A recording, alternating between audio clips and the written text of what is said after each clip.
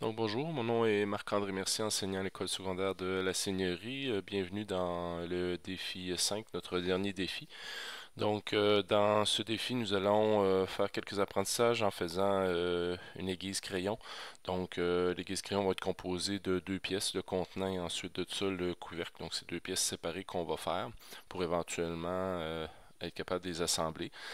Les apprentissages qu'on fera là, à l'intérieur de ce défi-là, ben, on va pouvoir travailler avec les filetages, être capable de faire des filets pour être capable de les imprimer. Ensuite de ça, fonction coque, on va également utiliser des fonctions d'extrusion par révolution et aussi des lissages. Un autre type d'extrusion également là, qui peut être utile dans certaines situations. Donc, première des choses, on va venir créer un projet. Donc, comme à l'habitude, j'ai cliqué sur projet, créer, suivant. Le nom du projet, ça va être aiguise crayon. Et l'emplacement, ce sera comme à l'habitude là à l'intérieur de notre Google Drive si possible. Donc, je vais aller chercher mon Google Drive. Et comme à l'habitude, je vais créer un nouveau dossier. Donc, un nouveau dossier et je vais l'appeler aiguise crayon.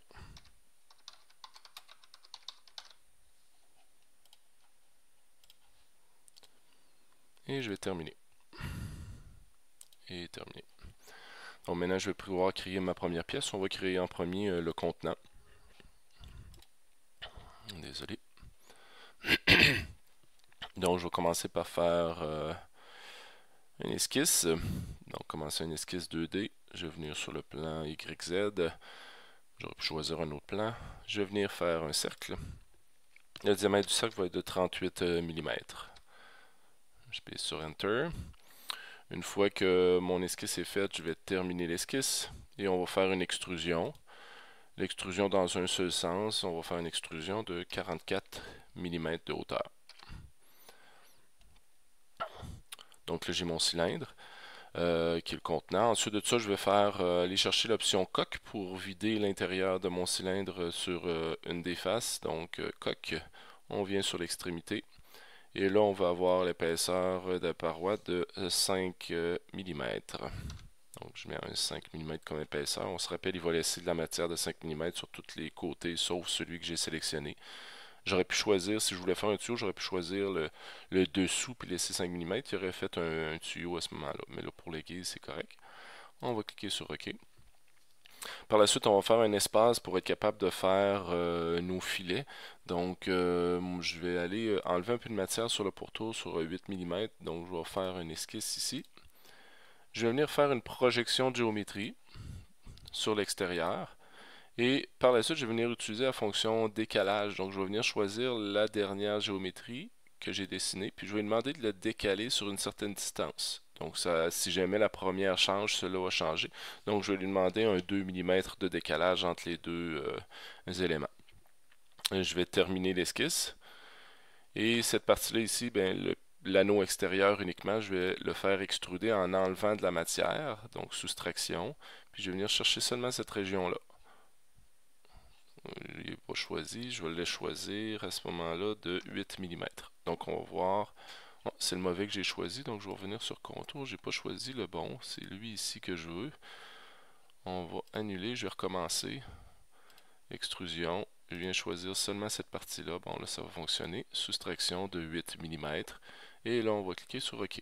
Donc j'ai fait un éproulement, puis maintenant je vais pouvoir faire mon filetage ici. Donc je vais venir sur filetage. Il nous demande c'est quoi la face où je veux faire un filet. C'est sur cette section-là ici. Et dans spécification, je vais pouvoir venir ici, j'aurais pu choisir aussi de dire ben je le veux sur quelle longueur, 10 mm ou quoi que ce soit, mais moi je le veux jusqu'à l'épaulement, donc c'est correct. J'ai marqué longueur entière. Spécificité, souvent je vais choisir soit de taraudage vis unifié ou encore taraudage de tuyaux ici. Donc, c'est des gros filets que ça prend pour être capable de les imprimer là, avec l'imprimante 3D. Donc, moi, je vais prendre filetage de tuyaux DIN. Ensuite de ça, bon, la taille, il va nous en recommander, le 37,897, je vais garder ça avec le G. Je pourrais le changer, mais il va nous mettre un message d'erreur, mais des fois, ça fonctionne très bien pareil. À droite pour être capable de le visser. On va cliquer sur appliquer. Là, il met un message d'erreur, c'est pas grave. Et on va tout simplement annuler par la suite. Donc, les filets, comme j'ai dit, c'est un calque, c'est pas des vrais filets, c'est seulement l'image qu'Inventor met dessus. Si jamais j'imprimais ça, la seule chose que j'aurais, c'est un cylindre. Il n'y aurait pas de filet dessus. Donc, je vous ai fait installer là, préalablement là, le module complémentaire Cool Orange. Donc, si je vais cliquer sur Cool Orange, puis je viens voir le Thread Molder qui est ici. Donc, il va y avoir une fenêtre qui va ouvrir. Et là, on nous demande bon, de sélectionner les filets. Ben, je vais venir ici sur le filetage. Je vais cliquer dessus. Il va apparaître ici. Et là, ben, je vais tout simplement faire OK. Et lui, il va venir me dessiner justement les filets. Donc ça, ce sont de vrais filets qui vont pouvoir être imprimés. On a vu qu'il vient de masquer le filetage, puis qu'il a fait 2 révolutions hélicoïdales pour être capable d'arriver à faire les filets. Donc ça, en fonction de la dimension des filets que vous avez choisi, lui, il va directement faire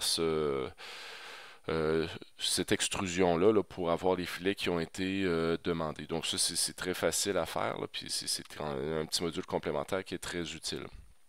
Puis vous voyez que c'est quand même des gros filets parce que l'imprimante a quand même une limite là, dans la précision qu'elle est capable de faire. Puis cette grosseur de filet-là, il n'y a pas de problème là, pour l'impression.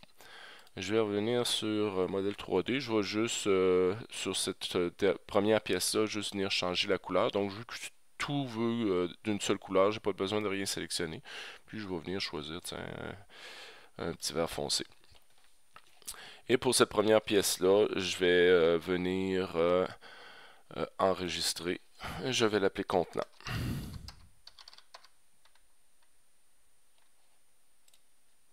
Et également, je vais venir l'exporter parce que si je voulais l'imprimer, donc format KO, je vais choisir le format STL, puis contenant.stl, c'est parfait, j'enregistre.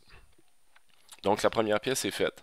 Donc pour la nouvelle pièce, ce qu'on va faire, on va venir ici dans ma page d'accueil, on va venir sur pièces. Désolé pour le message d'erreur, vous ne devriez pas l'avoir. Et là, on va débuter justement là, notre couvercle.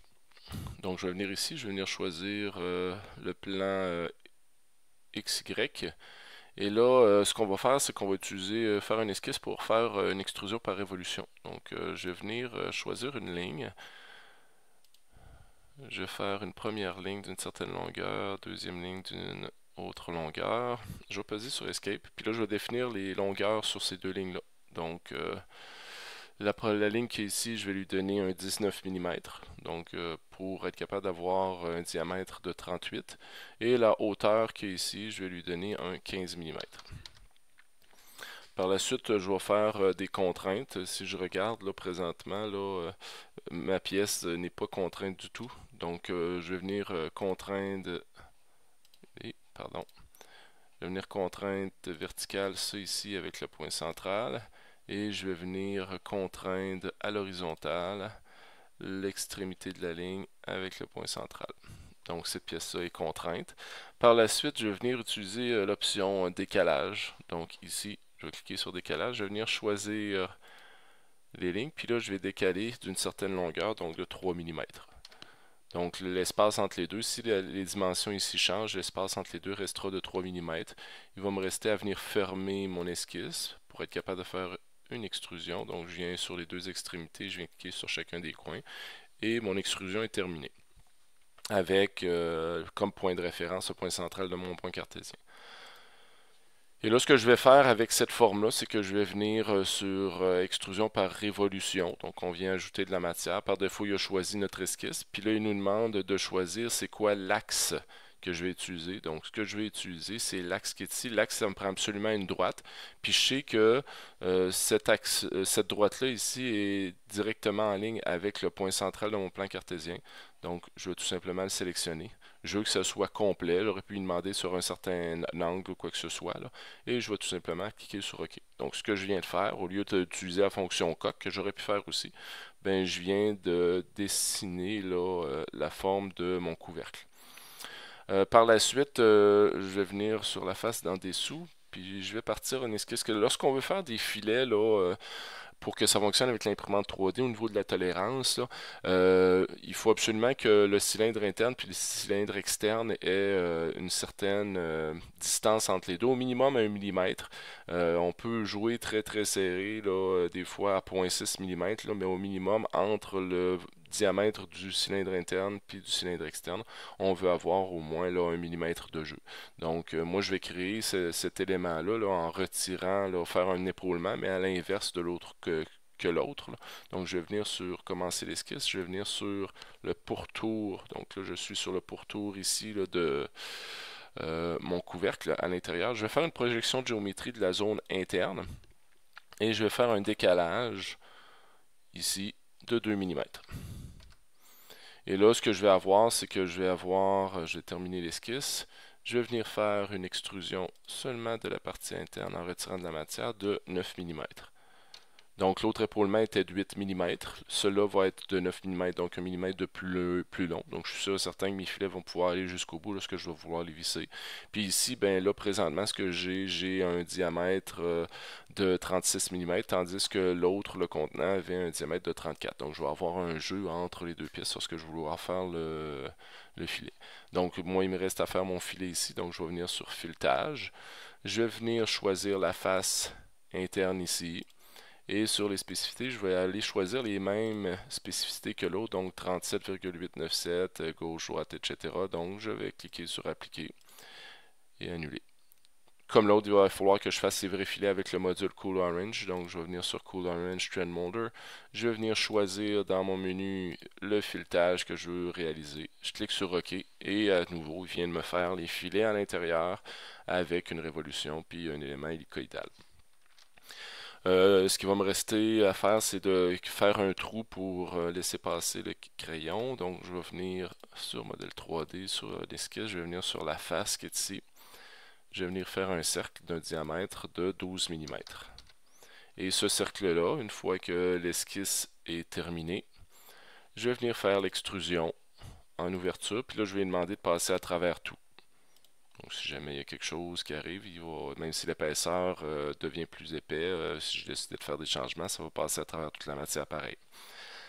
Je vais aller à l'intérieur, puis là, ben, on va dessiner là, la partie métallique, mais même si c'est pas réel, mais on va le dessiner pareil, là, l'intérieur. Donc, je vais venir débuter une esquisse ici, sur la face interne. Donc, si on regarde, c'est sur la face qui est ici. La forme que je vais dessiner ici, ça va être un rectangle. Je vais commencer avec un rectangle à centre à 2 points. Donc je vais me remettre en face du bas. Je vais venir sur le point centre, je vais agrandir et là, ben, je vais marquer 14. Je vais peser sur table pour changer de fenêtre et je vais marquer 14. Donc là, je vais avoir un carré de 14 par 14. Je pèse sur Enter à ce moment-là. Je vais terminer cette esquisse-là. Je n'en ferai pas l'extrusion tout de suite parce que là, moi, je veux avoir une forme triangulaire là, pour, comme on a habituellement là, pour l'aiguise crayon. Donc, ce que je vais faire, je vais commencer par décaler le plan ici de 25 mm. Donc, je vais créer un nouveau plan, décalé d'un plan. Donc, je vais venir sur la face interne. Je vais cliquer. Puis là, il me demande décalage de combien. Bien, je vais marquer 25. Je vais juste m'assurer qu'il est dans la bonne direction. Donc, je vais juste faire pivoter pour voir que ça donne. Oui, c'est ça. Donc, 25 mm vers l'intérieur si on veut. Je vais cliquer sur OK. Un nouveau plan de travail va apparaître ici. Je vais créer une deuxième esquisse ici. Toujours avec le rectangle centre à 2 points. Je vais venir sur le centre. Je vais agrandir. Puis là, ben, moi, je vais avoir un 2 mm. Je pèse sur table. Et dans l'autre dimension, je veux 14 et je pèse sur Enter. Je vais terminer l'esquisse. Et là, ce que je veux faire, c'est utiliser l'option lissage. L'option lissage va nous permettre d'utiliser deux esquisses, puis que la forme, ou plusieurs esquisses, que la forme soit s'extrude entre les deux pièces en utilisant les deux géométries. Donc, si je clique en lissage, il me demande d'utiliser les contours. Donc, le premier contour, je vais venir choisir le pourtour du carré 14 par 14. Et le deuxième contour, ça va être le petit rectangle qu'on a fait là en deuxième. Et là, vous voyez, la forme va apparaître. Si c'est ce qu'on veut, c'est OK. Et à ce moment-là, ben, je vais avoir là, la forme générale de l'aiguise, normalement, qui est la partie de métal à l'intérieur. Par la suite, il va falloir faire un cône à l'intérieur qui va permettre de recevoir le crayon. Donc, je vais faire utiliser la même fonction de lissage. Je vais être obligé encore de définir deux esquisses. La première qui va être ici. En plein centre, on va faire un cercle de 8 mm. Donc, 8 Enter. Je vais terminer l'esquisse. Ensuite de ça, le deuxième élément, on va le faire sur cette face-là aussi. Je vais venir commencer une esquisse sur le plan de construction 1. Et là, tout ce que je vais venir placer, c'est un point. Donc, un point qui va faire le sommet. Puis là, je vais venir ici, puis je vais tout simplement placer un point à l'extrémité. J'ai seulement cliqué. Puis là, à ce moment-là, j'ai un point qui vient d'être mis à cette place-là. Je vais terminer l'esquisse. Donc, le petit X, c'est mon point.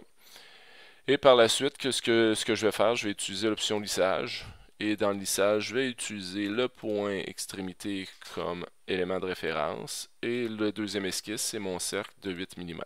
Et là, ce qui est important, c'est de venir soustraction pour enlever de la matière. On va cliquer sur OK. À ce moment-là, vous pouvez avoir à l'intérieur votre cône. La dernière chose, ce serait de faire la rainure là, pour permettre la sortie là, des éléments qu'on va normalement aiguiser. C'est sûr, il n'y aura pas de lame, là, on ne dessinera pas la lame, là, mais on va venir faire l'ouverture du moins sur le côté pour voir là, le cylindre à l'intérieur. Je vais venir, je vais peser sur Escape, là. Je vais venir retirer là, le plan de construction, on n'a plus besoin, donc clic droit de visibilité. Ça va être plus facile pour faire le reste du travail. Donc, je vais venir débuter une esquisse. On va venir sur la face, une des deux faces de côté. Je vais juste changer un petit peu la perspective. On va venir faire un rectangle ici. Et là, les dimensions que je veux, j'ai choisi le point centre de cette face-là. Là. Je veux avoir 3 mm par 26.6. 26.6. Je pèse sur Enter. Donc là, j'ai ma première esquisse qui est faite. Et là, avec ça, tout ce que je vais faire une extrusion de 5 mm. Donc, je vais faire extrusion. Je ne sais pas pourquoi il fait la sélection totale. Puis là, ben, ce qu'on veut ici, c'est seulement 5 mm. Et on va avoir notre ouverture là, sur le côté à ce moment-là.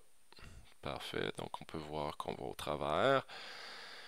Il me restait deux petites affaires à faire, là, deux petits congés. Là. Donc, je vais faire un premier congé ici de 2,1 mm. Et ensuite de ça, sur le pourtour extérieur, un congé ici de 1 mm. Je vais venir changer les couleurs. Donc, ce que je vais utiliser la révolution, l'extrusion, je vais utiliser le filetage, ainsi que l'extrusion 2 pour faire le couvercle. Je vais le faire noir. Donc, lisse noire. Et par la suite, les éléments de lissage 1, lissage 2 et l'extrusion 3. Je vais venir les mettre chrome.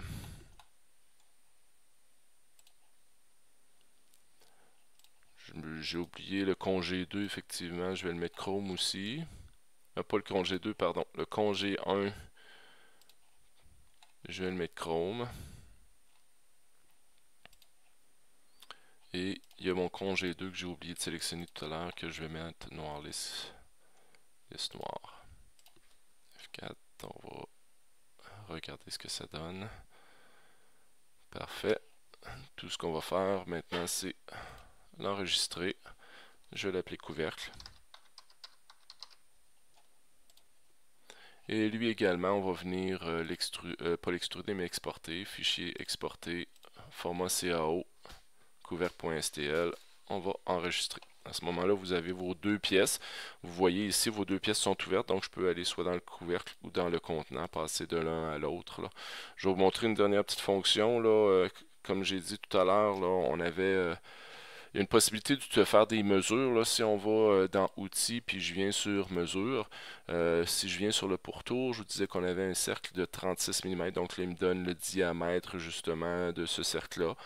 Si je vais dans le contenant et je vais juste, fin de la pièce, je vais juste venir ici, puis je mesure le diamètre qu'on avait ici, ben je vais retourner dans Outils, mesure, puis je vais juste venir sur le pourtour, donc on a 34 mm. Donc celui-là à l'interne est plus petit que l'externe, c'est ce qu'on voulait.